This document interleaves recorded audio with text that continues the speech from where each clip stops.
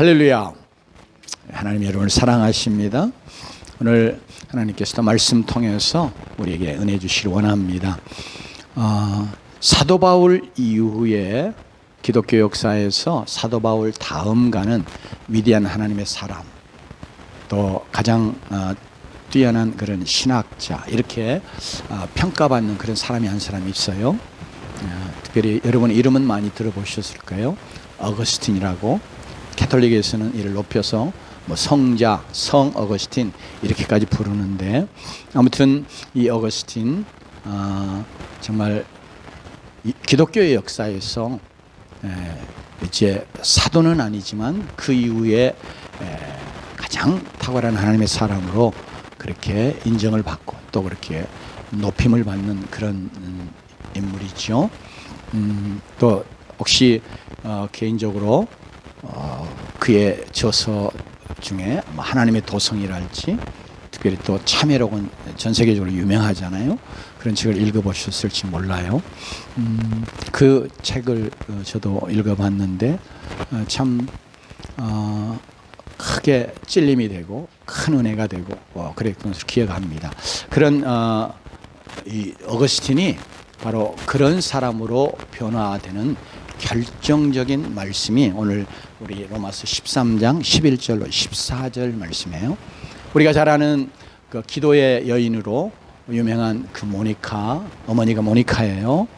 그래서 기도의 자식은 결코 망하지 않는다, 그런 유명한 말이 이 모니카와 이 어거스틴의 영적인 상황 속에서 생겨나기도 했고, 그것이 마치 정말 성경의 진리로 이렇게 분명하게 우리에게 증거되지는 않지만 성경에서 가르치는 그런 진리를 조차 생각해 보면 그 말이 참 성경적인 진리라 이렇게 말할 수 있는 그런 유명한 말이 됐지요.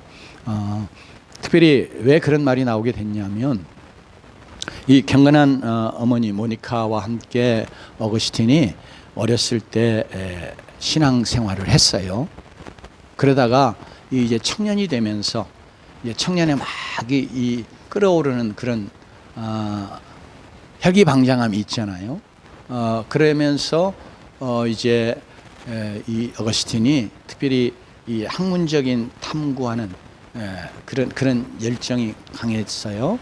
이제 그것 때문에 그런 것과 더불어서 이게 자기의 이 젊음을 좇아서 자기의 생을 즐기면서 이렇게 살아가기 원하는 그런 마음들이 함께 가면서 그가 이단이라고 부르는, 그리고 정말 이단임에 틀림없는데 마니교라고 하는 그런 이단에 빠지게 돼요.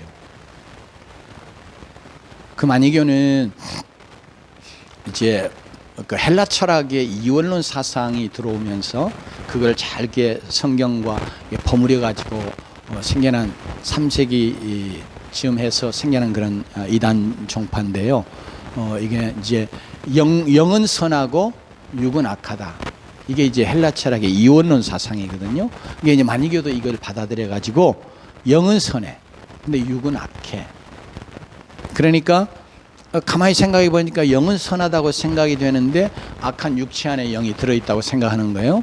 그러니까 이거 이제 빛의 세계, 빛의 이게 작은 파편이라고 표현을 하는 그런 영혼이 이제 육체 가운데 이게 육체 감옥이에요. 어둠의 감옥에 갇혀 있는 이런 상태로 인간의 실존을 보게 돼요. 헬라 철학에서 그렇게 말하거든요.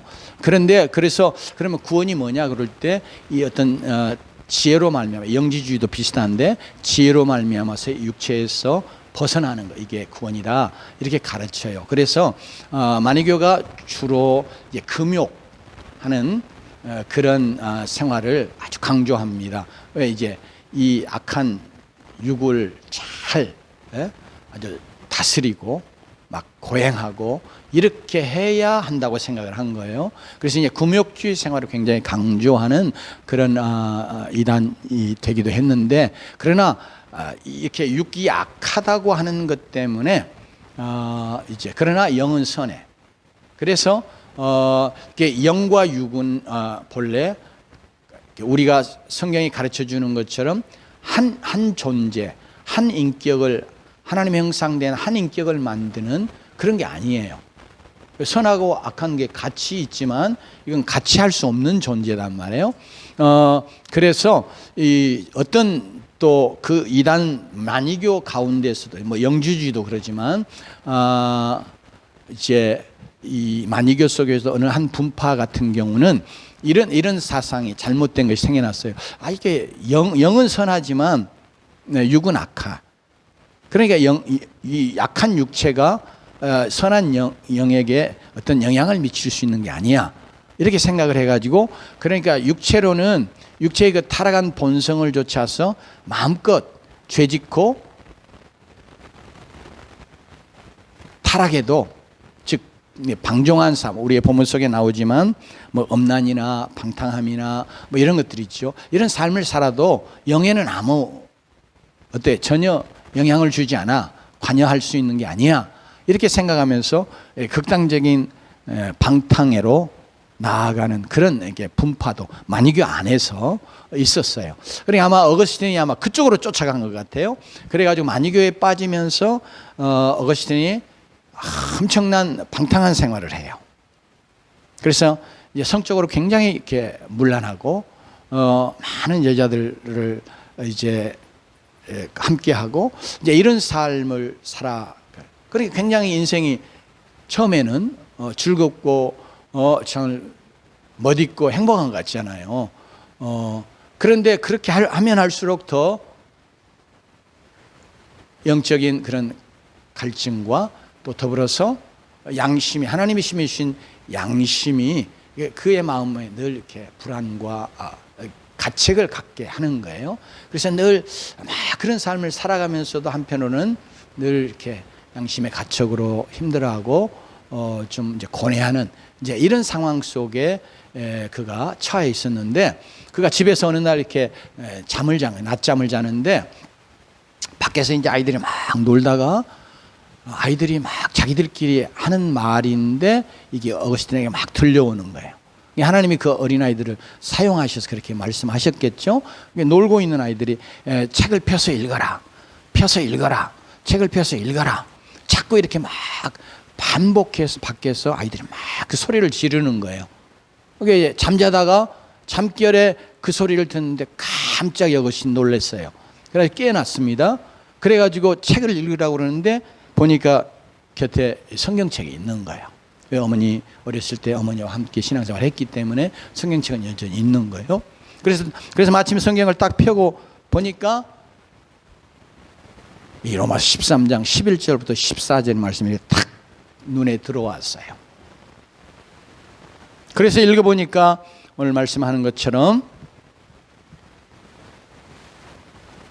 또한 너희가 이 시기를 알거니와 자다가 깰 때가 벌써 됐으니 이는 이제 우리의 구원이 처음 믿을 때보다 가까웠습니다. 밤이 깊고 낮이 가까웠으니 그러므로 우리가 어둠의 일을 벗고 빛의 갑옷을 입자. 낮에와 같이 단정 행하고 방탕하나 술 취하지 말고 음란하거나 호색하지 말며 다투거나 시기하지 말고 오직 주 예수 그리스도로 옷 입고 정욕을 위하여 육신의 일을 도모하지 말라. 이 말씀이 아주 강하게 심령을 때렸어요. 내가 지금 이런 삶을 살 때가 아닌데 내가 지금 이러고 살아가면 안 되는데 막 그렇게 너무 크게 이게 마음에 아주 통렬한 가책이 아픔이 오고 그래서 하나님 앞에 이제 그가 회개합니다. 철저하게 회개를 해요. 그게 이제 참회록 요새는 뭐 이름도 조금 순화돼 가지고 고백록 그렇게 바뀌었더라고요. 근데 그 참회록에 보면 그가 그의 모든 죄들을 지금까지 살아오면서 산 죄들 모든 죄들을 막 철저히 하나님 앞에서 회개하는 거예요. 심지어 어떤 것도 회개하냐면 그가 어렸을 때 엄마 젖을 빨다가 엄마 젖이 많이 안 나와. 그러니까 지금 배는 고파 죽겠는데 엄마 젖이 안 나오니 어째요? 막 이빨로 엄마 젖을 막 물어 뜯는 그런 것도 이제 하나님이 성령으로 기억하게 하시는 거예요. 그러면서 얼마나 이기적이에요. 그죠? 엄마는 이게 자기의 모든 걸 다 어린 생명을 주고 있고 젖이 안 나오는 건 엄마가 사실은 못 먹어서 젖이 안 나올 상황이 되기 때문에 그런데 이제 어거스틴은 그냥 배고프니까 막 그냥 신경질 내고 엄마 젖을 막 물어뜯었다. 자식들이 그럴 때 많잖아요. 그죠? 잠함이 조금 안 들면 막 화내고 신경질 내고 들이받고 이럴 수 있단 말이에요. 그러니까 이제 이런 것도 다 생각나면서 하나님 앞에 철저하게 회개하고 그가 완전히 성령으로 새로워져 가지고 우리가 이제 후반부에 아는 그런 위대한 하나님의 사람 어거스틴으로 변모하고 또 그렇게 살고 그래서 기독교 역사에 큰 영향력을 미치고 참 큰 족적을 남기는 자로 삶을 살았습니다. 그래서 오늘 우리의 이 말씀 우리에게도 한번 하나님께서 이 말씀 통해서 우리 각자에게도 말씀해 오시면서 특별히 우리가 이 시기를 아는, 그래서 다시 한번 내가 이렇게 살면 안 되겠구나, 내가 이렇게 살 때가 아닌데 하는 그런 큰 경성과 더불어서 하나님이 우리에게 원하시는 그런 삶을 살아가는 그런 새로운 출발이 되는 귀한 은혜가 우리 모두에 있기를 원하고 축원합니다. 특별히 여기에 이 시기를 알거니와 그랬는데 특별히 이 시기는 나중에 보면 우리 처음 믿을 때 이렇게 해서 여기에 시기 때 자다가 깰 때가 벌써 되었으니 이제 밤에는 자는 거죠, 그렇죠? 이제 이게 이제 우리 자연적인 우리의 육체의 삶과 관계에서 비유적으로 말씀하는 거거든요. 그러니까 우리가 밤에는 자죠.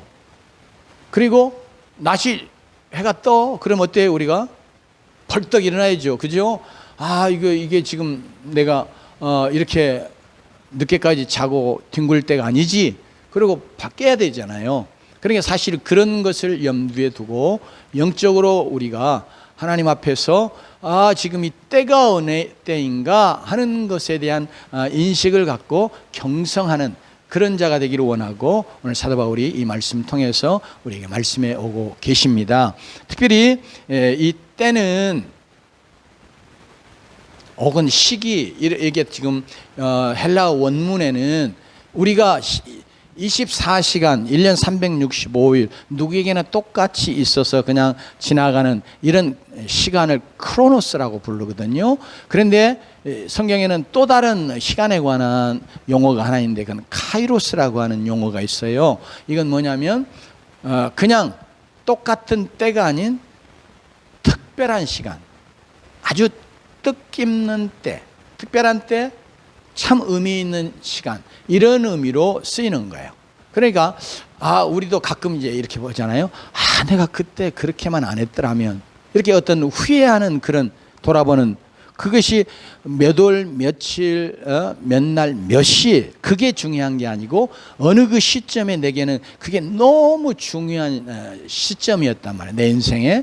그래서 내가 그때 바로 이렇게 했더라면 지금 이렇게 안 됐을 텐데, 혹은 내가 그때 이렇게 하지 않았더라면 지금 내가 이러지 않을 텐데, 이런 후회들을 우리가 인생을 살면서 많이 한단 말이에요. 그런 것처럼 우리에게 인생에 가장 어떤 중요한 의미를 갖는 어떤 때로 이렇게 이 카이로스라고 하는 시간 이 단어가 사용되는데, 여기에 바로 그런 단어가 사용되면서 특별히 오늘 말씀은 뭘 말하냐면 우리의 구원의 때가 가까웠다. 성경에서는 구원을 이제 특별히 그냥 간단하게 요약하면 세 가지로 이야기해요. 우리가 믿어서 하나님 앞에 우리의 죄가 다 용서함 받고 의로운 자로 여김을 받은, 통상 우리가 그 구원 받았다 이런 의미로 사용하는 그런 칭의의 구원, 이렇게 말할 수 있겠는데요. 영어로 하면 조금 더 쉽게 죄송하게 일단 영어를 쓰면 justification이라고 그래요. 그래서 의화, 의롭다함을 얻은 거. 그러면 이것을 얻은 다음에 그게 구원의 전부냐? 그게 아니고 뭐예요? 우리가 예수 그리스도 형상을 본받아서 거룩해져 가는 그런 구원. 이건 하나님 나라에 갈 때까지, 구원 얻을 때부터 계속되는 구원의 과정이거든요. 이것도 성경은 구원이라고 그래요. 그래서 구원을 힘써 이루라 이렇게 말하는 성경의 이제 가르침, 권면이 바로 이것 때문에 그러는 거예요. 우리가 정말 믿음으로 의롭다함을 얻은 자이면, 그다음 진짜 구원 얻은 그런 그 믿음에 의해서 의롭다함을 얻은 구원의 사람이면, 구원의 백성이면, 그게 이제 하나님의 자녀요, 하나님의 백성이 된 건데, 그러면 해야 될 일이 뭐냐 그럴 때 우리 안에 하나님의 거룩을, 즉 예수 그리스도 형상을 본받아 거룩하게 변화되어가는 이 과정, 이 구원, 이게 구원이단 말이에요. 이걸 힘써 이루어 가야 된다. 그러니까 구원받고 아무렇게나 사는 거, 이건 어떤 의미에서 좀 뒤집으면 그게 진짜 구원받았는가 하는 것을 점검해 봐야 되는, 그러니까 진정한 justification by faith, 믿음으로 의롭다함을 얻는 그 구원이 안 이루어져서 그럴 수 있다. 왜냐하면 예수님이 열매로 그 나무를 안다고 그러잖아요. 그런 것처럼 내가 정말 구원받은 하나님의 백성, 열매 맺는 그런 나무로 이렇게 우리가 믿음에 의해서 변화된 그런 존재라면 그런 증거들이 나타나야 되니까, 그 증거가 뭐냐 그럴 때 성화되어가는 그런 모습이단 말이에요. 그리고 우리에게 이 모든 과정 이후에 주님이 다시 재림해 오십니다. 그러면서 우리가 주님의 그 부활의 영광에 함께 참여하면서 온전한 영원한 영광의 하나님의 나라에 들어가는 거, 이게 하나님이 우리에게 목표하신 구원이에요. 완전한 구원이에요. 이걸 영화라고 표현합니다. 그래서 영어로는 glorification, 성화는 sanctification이라고 그렇게 말하는데, 이 구원은, 그러니까 늘 우리의 구원이 앞에 있는 것처럼 성경이 말할 때, 성화가 우리가 계속해서 평생 이루어져 가야 되는 것이기 때문에 그렇게 말하는 것도 있지만, 뭐예요? 우리에게는 뭐가 있어요? 영화의 구원이 있기 때문에, 예수 그리스도의 그 영광스러운 부활을 덧입고 우리가 영원한 영광의 하나님의 나라에 들어가는, 그게 우리의 구원의 완성이고, 그게 완전한 하나님이 우리를 향하여 주시기 원하시는 구원이란 말이에요. 그래서 이 구원은 우리 모두에게 뭐예요? 앞에 있어요. 그래서 여기 오늘 특별히 우리의 본문에 구원의 때에서, 구원이 처음 믿을 때보다 가까웠습니다, 이렇게 말할 때 여기 구원은 뭘 말하냐면 주님이 재림하시고, 그리고 우리가 주님의 그 부활의 영광에 참여하며 영원한 하나님의 나라에 들어가는 그 완전한 영광스러운 구원을 이야기하는 겁니다. 이건 우리 앞에 있어요. 그리고 특별히 우리가 이 구원과 관계해서 특별히 주님이 재림하시면 우리가 영광스러운 부활에 참여하면서 동시에 뭐예요? 우리가 하나님의 심판, 주님의 심판대 앞에 선다고 성경이 우리에게 가르쳐줘요. 그래서 우리가 행한 바, 즉 우리가 어떻게 주님을 섬겼고 우리가 어떻게 주님의 모습으로 변화됐는지, 이런 것을 인하여서 우리에게 상급이 있는 거예요. 면류관이에요. 그래서 칭찬받을 수도 있고 주 앞에 부끄러움 당하며 책망받을 수도 있고. 그래서 구원을 잃어버리는 게 아니고요, 우리가 똑같이 구원을 얻어도 그 구원의 영광이 달라요. 주 앞에 상급이 달라요. 아멘. 그거 달라요. 그렇기 때문에 내가 왜 하나님 앞에서 믿음의 삶을 열심으로 살아야 되는가 할 때 이 구원이 우리 앞에 있고, 그리고 그 구원의 때에 하나님 앞에 우리가 심판을 받는, 영원한 멸망의 심판을 받는 자들, 동시에 이 주님이 재림하시면 그때 심판이 이루어지지만, 그들 말고 우리 구원받았다고 하는 우리도 영원한 멸망에 들어가느냐 아니냐 심판이 아니라, 우리가 어떻게 주님 앞에서 우리의 구원을 이루었는가, 어떻게 우리가 주님을 섬겼는가 하는 것 때문에 우리의 상급을 위한 심판이 있는 거예요. 그렇기 때문에 우리가 그걸 위해서 열심으로 믿음 생활을 하면서 달려가는 거죠. 바로 이 구원의 때가 가까웠다. 구원의 때는 바로 그러니까 우리에게 있어서 모든 것이 다 끝나는 때예요. 세상도 마찬가지로 다 끝나는 때예요. 그러게 그래서 이제 보통 종말이다 이런 표현을 쓰는데, 이 종말이 가까웠다. 종말 이야기하면 늘 우리에게 좀 거부감이 있을 수 있어요. 우리나라의 그 옛날에 이장님 씨라고 1992년인가요? 날짜까지 다 정해놓고 예수님 이때 온다. 그래가지고 얼마나 많은 사람들을 미혹했어요. 집 다 팔고 직장 다니지 말고 다 헌금하게 하고 공동체 생활한다고 그러고, 그런데 지는 뭐 했어요? 엄청난 비싼 집 사놓고 돈 막 달러고 뭐고 막 다 침대 밑에 쌓아놓고 그랬잖아요. 그게 자기가 재림을 믿는 게 아니고 미혹한 거죠. 이렇게 잘못된 것으로. 근데 하여튼 이것 때문에 우리 한국에는 그래서 정말 예수님의 재림 이야기하면 그냥 알러지가 생길 정도로 이렇게 이런 상황이 됐어요. 그래서 요새는 부흥사들도 종말 이야기, 재림 이야기 잘 안 하는 이런 상황이 되어버렸는데, 여러분, 그러나 성경은 특별히 반드시 이 세상이 이제 끝나는 종말이 있음을 분명하게 언급하죠. 왜냐하면 역사의 시작이 있으면 그 다음에 마침이 있게 되어 있고, 하나님이 그래서 이제 이 마침의 때를, 주님이 재림하실 때를 이거 하나님 아버지만 아신다고 그랬어요. 그러니까 이 말 이렇게 비밀스럽게 하나님이 딱 정해 놓으셨어요. 근데 우리는 몰라요.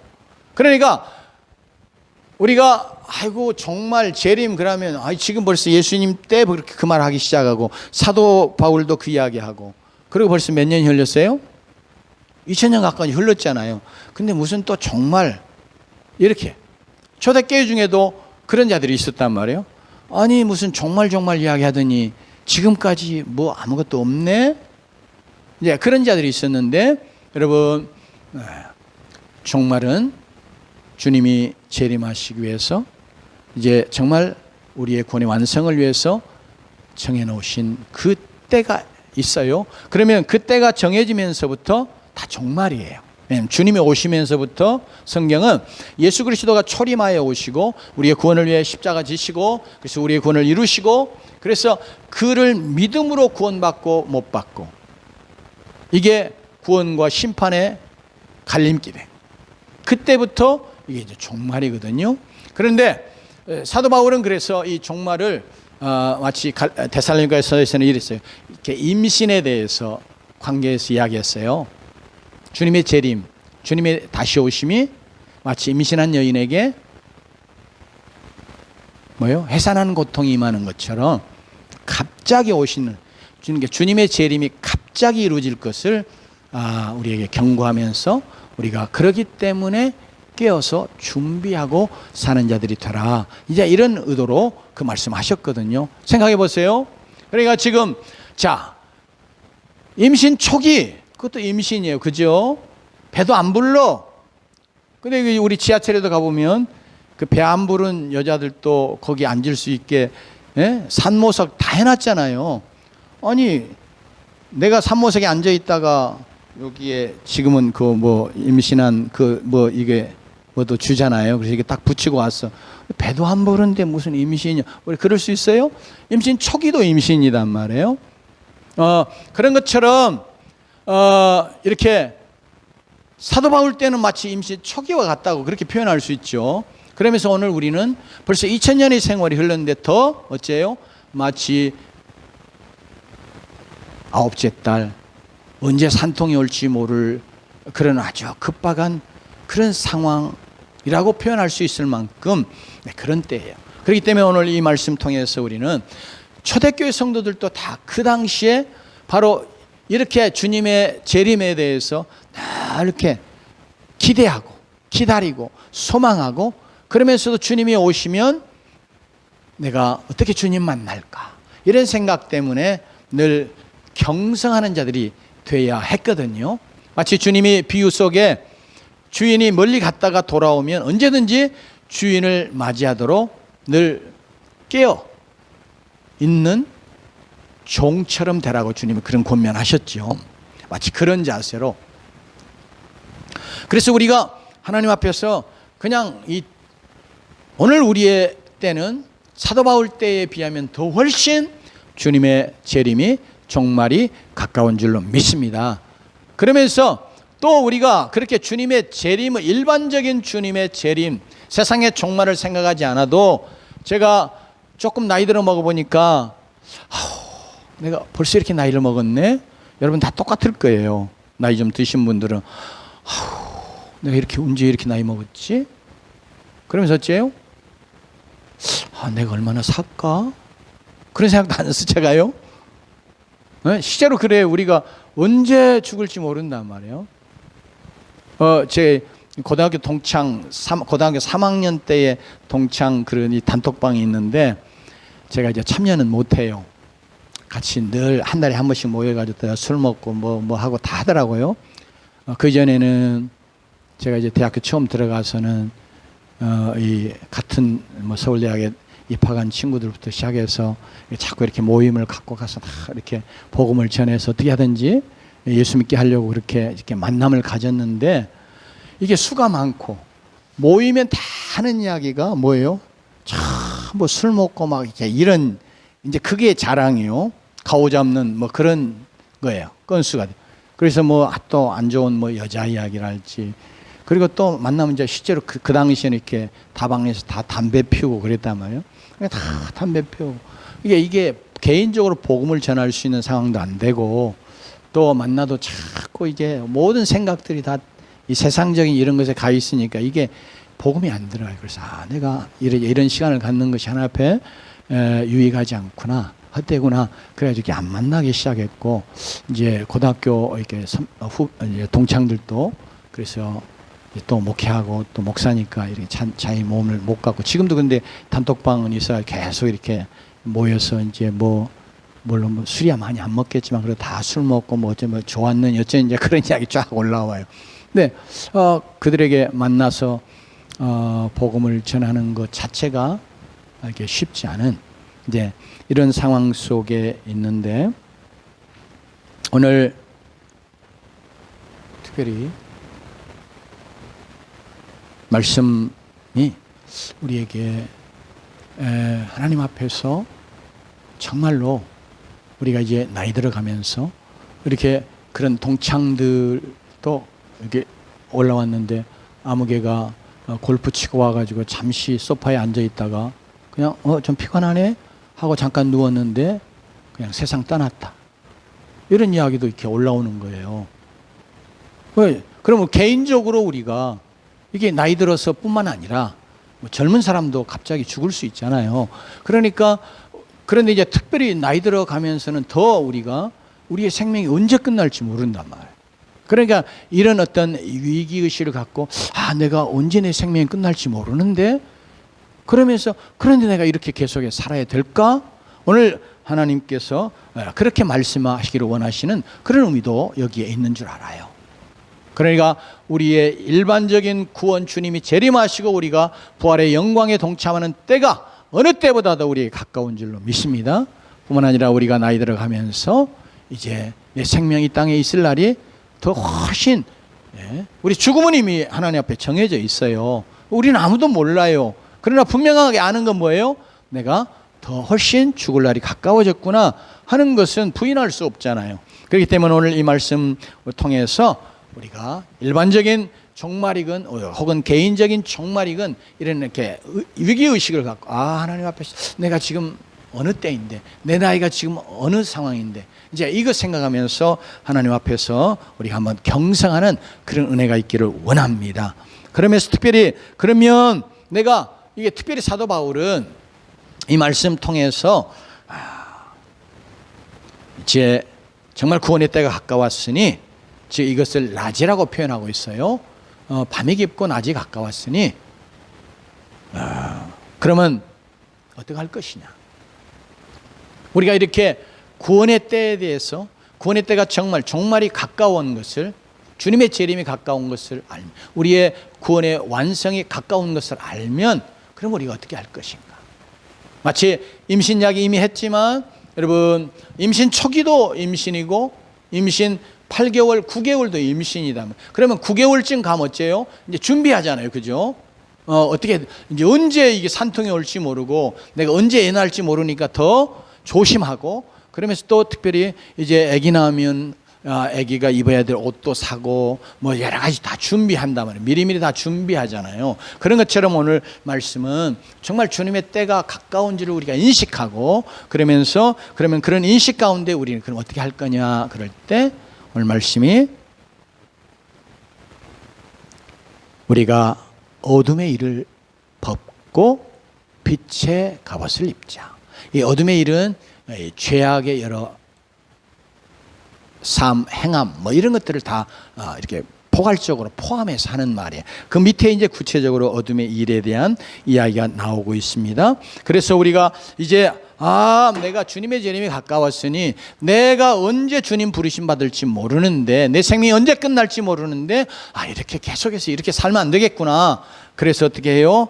이제 내가 어둠의 일들, 세상에 속한 어둠의 일들, 불신앙에 속한 어둠의 일들, 육체를 쫓아가는 어둠의 일들 이제 벗어버리고 빛의 갑옷을 입어야 되겠구나. 입자 그렇게 권면하잖아요. 그러니까 사도 바울도 자신도 함께 여기 말씀의 대상으로 자기도 포함해서 나도 이렇게 하기를 원해요. 우리 모두가 다 그렇게 하자. 이런 권면을 합니다. 그래서 저도 마찬가지로 여러분과 함께 하나님 앞에서 다시 우리가 어둠의 일이 내게 있으면 그 어둠의 일이 무엇이든지 벗어버리고 이제 끊어버리고 내어놓고 빛의 갑옷을 입는 자들이 되십시다.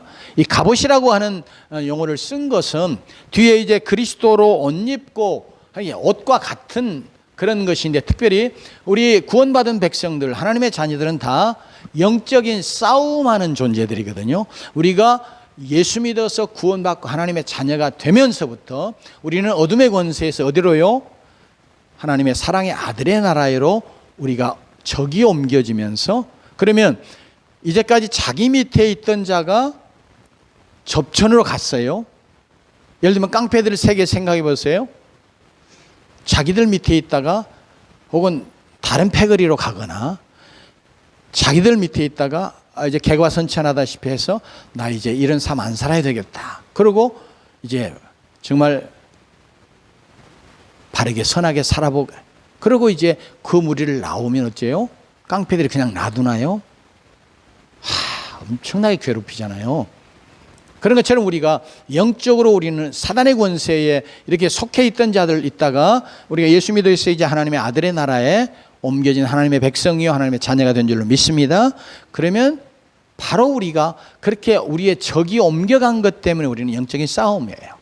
왜냐하면 사단의 권세들이 우리를 어떻게 하든지 넘어뜨리려고 하고 계속해서 영적인 싸움을 우리 걸어온단 말이에요. 그렇기 때문에 그런 영적인 싸움을 하는 것이 구원받은 하나님의 백성들의 이 땅에서의 삶을 인해서 이 갑옷이라는 용어를 쓰고 있습니다. 그러나 이제 어차피 이게 옷을 말하는 거예요. 자, 싸움할 때 갑옷을 입어야 되니까. 그런데 이게 특별히 예배소의 말씀은 하나님의 전신갑주 이야기를 하는데 그것을 사도 바울이 염두에 두고 했을 수도 있고, 어쨌든 간에 이게 빛의 갑옷이니까 빛으로 이렇게 감싸지는 옷은 뭐예요? 나를 이렇게 밖으로 보여지게 나를 이렇게 둘러싸고 있는 그런 모습이잖아요. 그러니까 빛의 갑옷은 게 빛으로 이렇게 감싸진 그런 모습 되어지기를 원하고 하는 거예요. 에베소 5장 9절에서는 빛의 열매는 모든 착함과 의로움과 진실함에 있느니라 이렇게 말씀하잖아요. 그러니까 그 빛을 말해요. 그러니까 빛된 하나님의 자녀들에게 겉으로 드러나야 될 모습이 뭐냐 그럴 때 모든 착함과 의로움과 진실함이다. 이게 이제 옷을, 그러니까 우리의 모습이 겉으로 드러나 보이는 바로 그 가장 외면적인 그 존재가 뭐예요? 옷이거든요. 그래서 그거 쓰는 겁니다. 그러면서 그리스도로 옷 입고 하는 말씀도 마찬가지예요. 그러니까 우리가 해야 될 일이 뭐냐 그럴 때 오늘 말씀은 이게 어둠의 일을 벗어버리는 겁니다. 그러면서 빛의 갑옷을 입는 거예요. 예, 13절에는 또 달리 말합니다.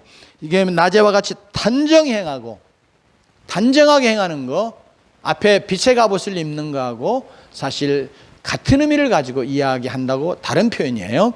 그런데 그러면 어둠의 일을 벗고 했는데 어둠의 일이 뭐냐 그럴 때 방탕하거나 술 취하지 말며 음란하거나 호색하지 말며 다투거나 시기하지 말고 이래요. 그러니까 이게 지금 6가지 이야기하고 있는데 6가지만이 아니라 이렇게 우리가 벗어봐야 될 어둠의 일에 가장 두드러진 것들을 지금 이야기하고 있습니다.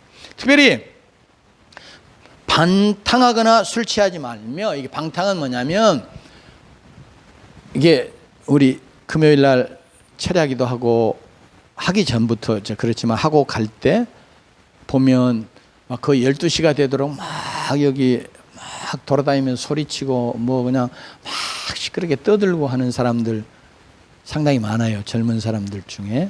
물론 이제 부부간에도 그렇게 하는 것 같은데 남녀 이렇게 막 같이 있고 이제 그런 것이 이제 술 취함과 방탕이 이렇게 같이 가는데, 방탕은 육체를 따라서 자기 멋대로 하는 거예요.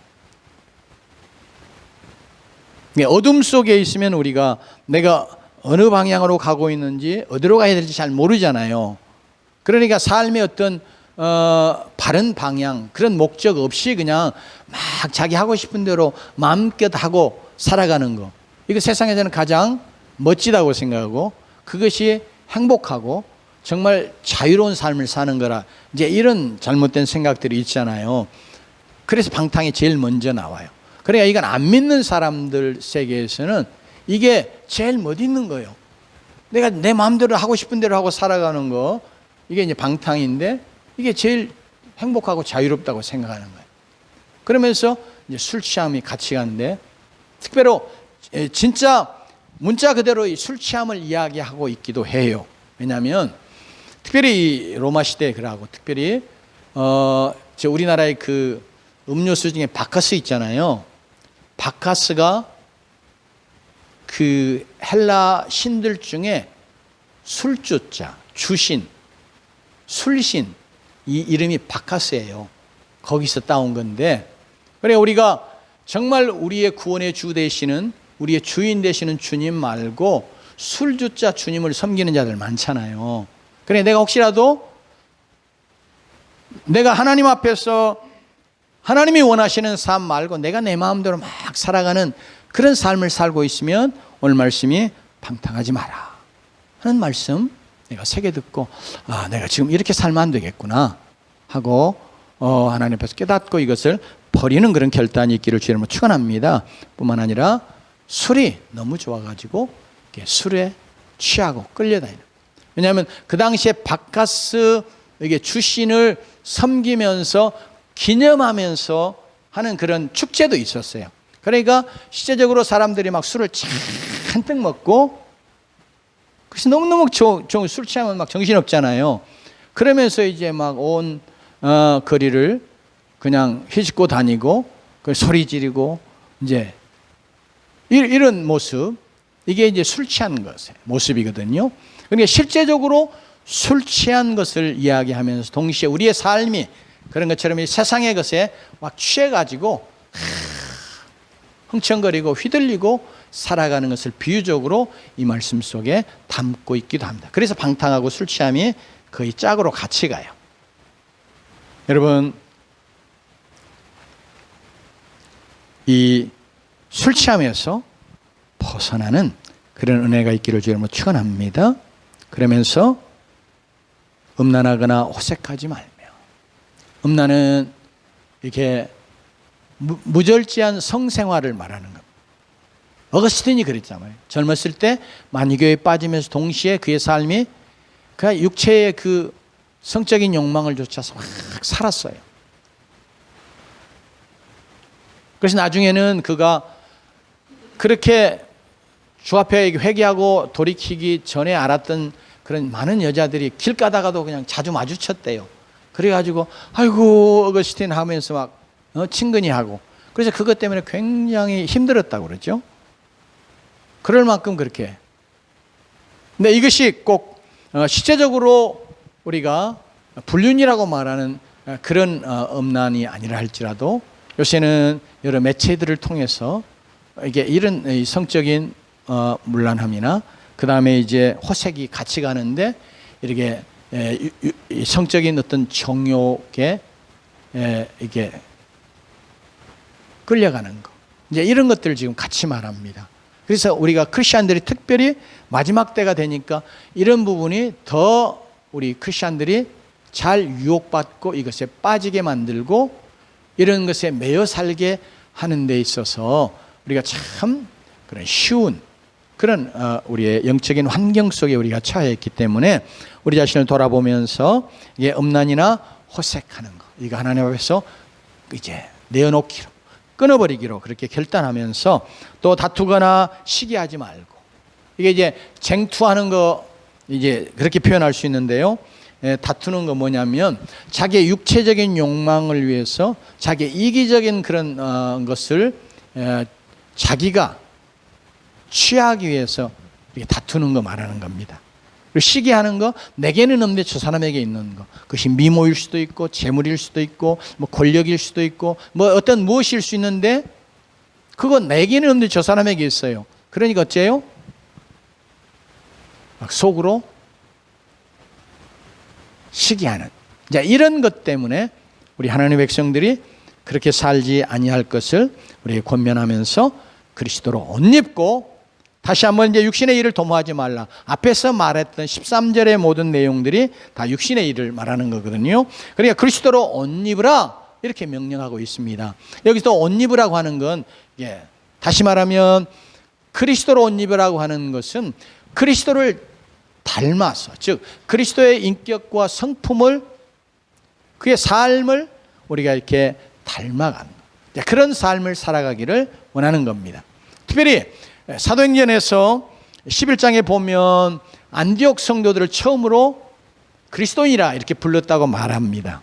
그 이전까지는 그리스도인이라고 하는 용어 자체가 없었어요. 근데 그게 뭐였냐면, 왜 그렇게 불렀냐 그럴 때 저 사람들 가만히 보니까 철저하게 예수에게 속한 자, 예수를 따르는 자, 그러면서 예수를 닮은 자, 그러니까 예수를 드러내 보여주는 자, 그런 의미에서 크리스찬이라고 하는 이름이 붙은 거예요. 그러니까 여기서 그리스도로 옷 입으라고 하는 말은 그 사도행전 그 11장의 말씀을 우리가 통해서 이게 뭐냐 그럴 때 우리의 삶이 그리스도를 이렇게 드러내 보여주는, 그러려면 어떻게 해요? 우리의 인격과 성품이 주님을 닮아가야 될 줄로 믿습니다.